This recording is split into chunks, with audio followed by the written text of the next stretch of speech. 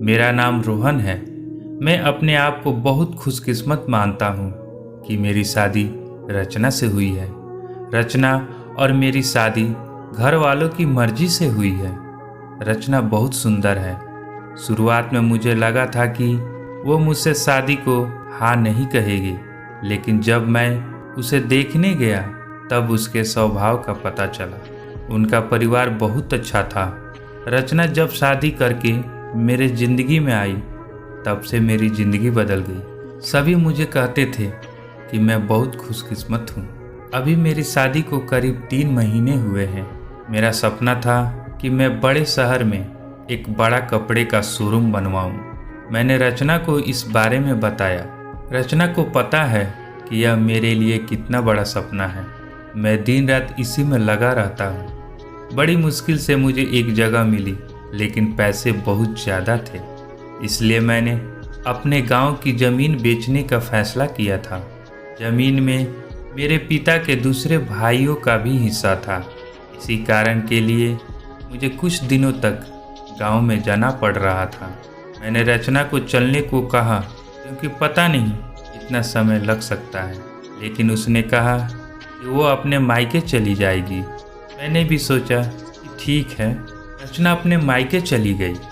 मैं अपने गांव चला गया। रचना से मैं फ़ोन पर बात किया करता था।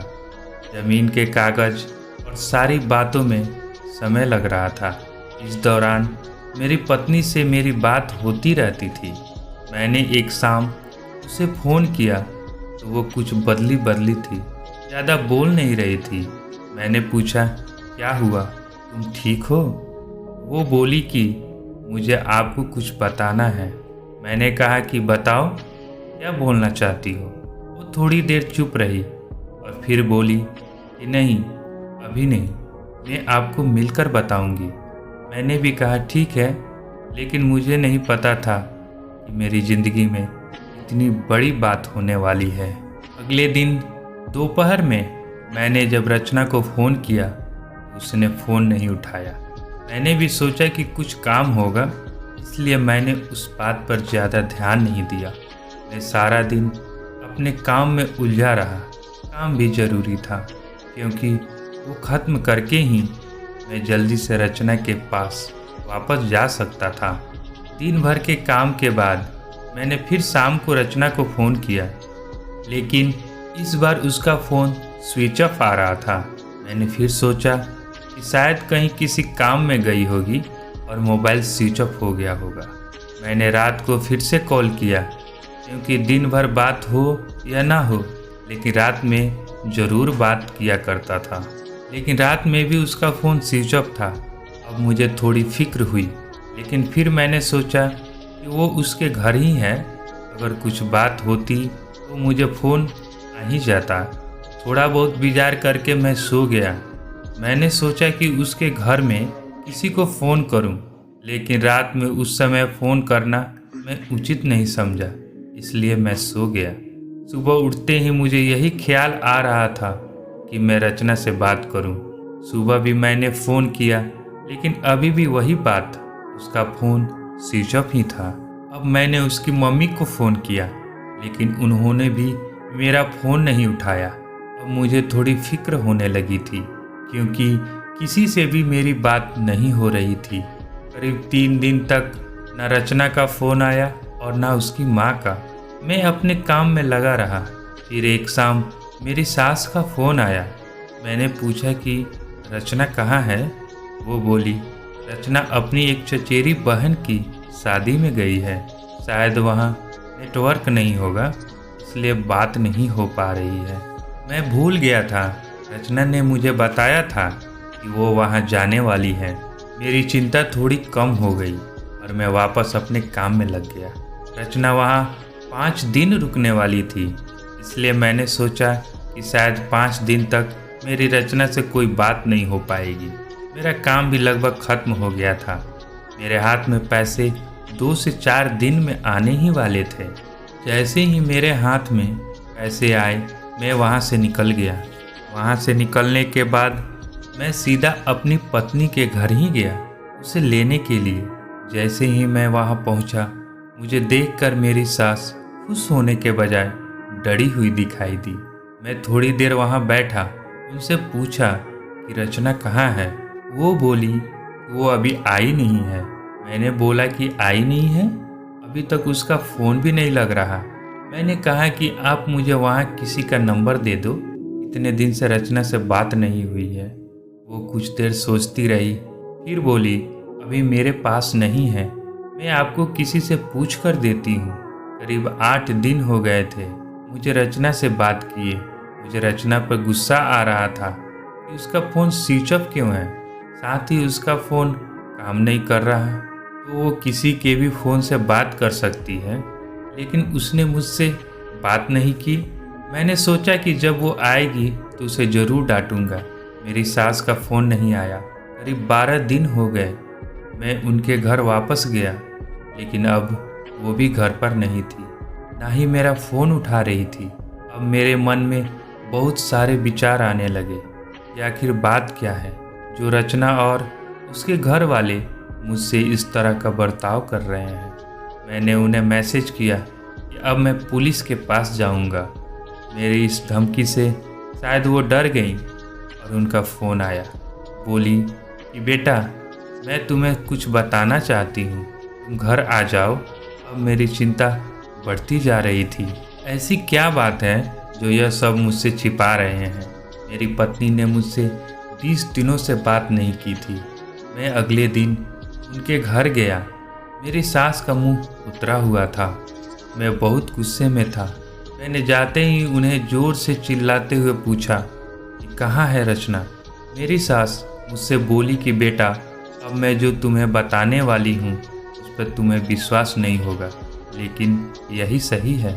वो बोली कि रचना किसी के साथ भाग गई है। मुझे मेरे कानों पे विश्वास नहीं हुआ। मैंने क्या सुना।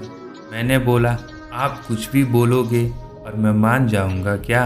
वो बोली बेटा, यही सच है। तुम्हारी शादी के पहले उसका एक प्रेम प्रसंग था।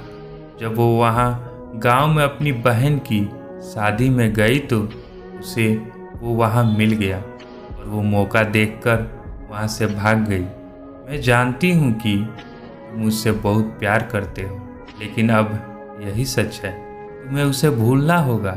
हम लोग पुलिस के पास नहीं गए, नहीं तो बदनामी होती, इसलिए हम इस बात को तुमसे छिपा रहे थे। रचना मेरे साथ 3 महीने तक रही थी। जितना मैं उसे जानता था वो ऐसा नहीं कर सकती थी, लेकिन उसकी माँ यह कह रही थी तो मैं कैसे न मानता। मेरा मन अभी भी मानने को तैयार नहीं था। मेरी सास मेरे आगे रो रही थी, माफ़ी मांग रही थी। इतनी बड़ी बात मेरे घर वालों को पता चली तो उन्हें भी विश्वास नहीं हुआ। रचना स्वभाव से बिल्कुल ऐसी नहीं लग रही थी। रचना की माँ को देखकर मैं और मेरे घर वाले चुप रह गए। हमने कुछ बड़ा कदम नहीं उठाया। मैं अपने साथ हुए इस धोखे को बर्दाश्त नहीं कर पाया। मैंने रचना को बहुत प्यार किया और मुझे कुछ भी हासिल नहीं हुआ। रचना नाम से मुझे नफरत हो गई। मेरी ज़िंदगी पर इसका बहुत असर हुआ। मैं जो शोरूम की शुरुआत करने वाला था उसके लिए मेरे पास अब सब कुछ आ गया था, लेकिन फिर भी मुझे अब कुछ करने का मन नहीं हो रहा था। किसी के साथ इतना बड़ा धोखा हुआ तो कैसे खुश रह सकता है। मेरे घर वाले मुझे संभाल रहे थे। मैंने उसे बहुत ढूंढने की कोशिश की। मैं चाहता था कि वो मुझसे मिले तो मैं उससे पूछूं कि आखिर उसने मेरे साथ ऐसा क्यों किया। धीरे धीरे समय बीतता गया।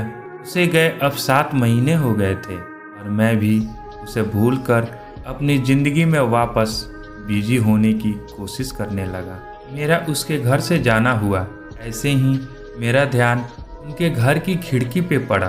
मुझे दिखाई दिया कि खिड़की पे रचना है। एक झलक सी मुझे दिखी। मैंने उसी समय उनके घर का दरवाज़ा बजाया। मेरी सास ने दरवाज़ा खोला और वो मुझे देखकर डर गई।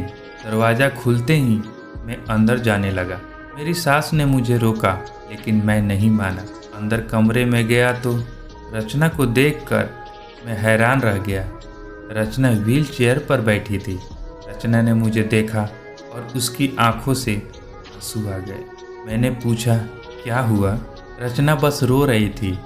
मेरी सास बोली कि बेटा, रचना जब शादी में गई थी तब उसका एक्सीडेंट हो गया था और उसे ऐसी जगह चोट आई जिसके कारण अब वो चल नहीं सकती है।